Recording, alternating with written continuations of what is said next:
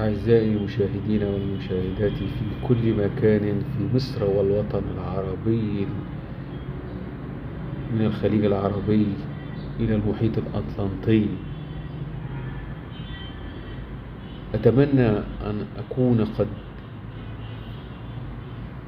قدمت واجتهدت في أسماء الله الحسنى التي أنوي تفعيلها في خلال العشر الأواخر من رمضان المبارك، نظرا لأهمية أسماء الله الحسنى وكينونتها في قلوبنا ونفوسنا جميعا، وبخاصة في العشر الأواخر من رمضان.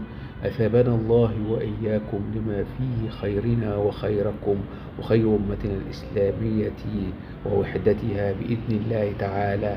والسلام عليكم ورحمة الله وبركاته.